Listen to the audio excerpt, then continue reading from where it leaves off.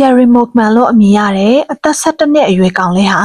လမ်းလျှောက်ထွက်ရင်းကနေတစ်တော်ထဲပျောက်ဆုံးသွားခဲ့ပါတယ်။ရှာဖွေလူအုပ်ကြီးတစ်ခုလုံးဟာဒီတစ်တော်ထဲဝင်ရောက်ပြီး Jerry နာမည်ကိုအော်ခေါ်ကြရင်ရှာဖွေခဲ့ကြတာတောင်ကောင်လေးကိုဘယ်နေရာမှရှာမတွေ့ခဲ့ကြပါဘူး။သူပျောက်ဆုံးပြီး38နာရီကြာသွားတဲ့အချိန်မှာ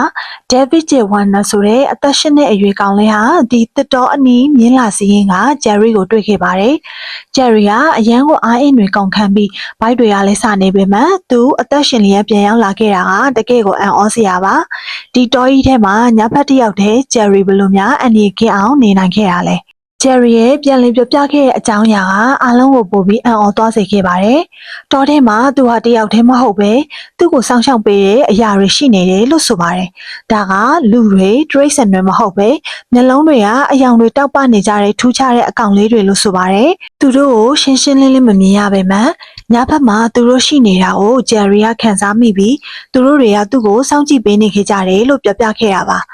Jerry ရဲ့ပြောဆိုမှုနဲ့ပတ်သက်လို့တချို့လူတွေက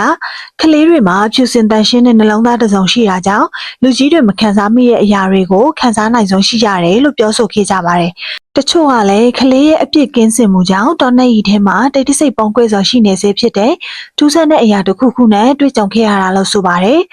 Jerry ကတောထဲမှာတကယ်ပဲလမ်းပြောက်သွားခဲ့တာလားဒါမှမဟုတ်အဲ့ဒီထူးဆန်းတဲ့တတဝါလေးတွေက Jerry ကိုခဏခေါ်သွားခဲ့တာလားတကယ်ကိုစိတ်ဝင်စားစရာပါပဲ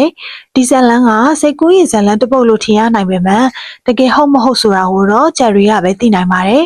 ဒီဇက်လန်းကသာတကယ်ဆိုရင်တောနှက်ရီတွေထဲမှာလူတွေမသိနိုင်သေးတဲ့အရာတွေရှိနေနိုင်ပြီးတော့တောကြီးထဲကနေလူတွေကိုစောင့်ကြည့်နေတာလေးဖြစ်နိုင်ပါတယ်အဆုံးထိနားထောင်ပေးခဲ့ကြလို့ကျေးဇူးများတင်ပါတယ်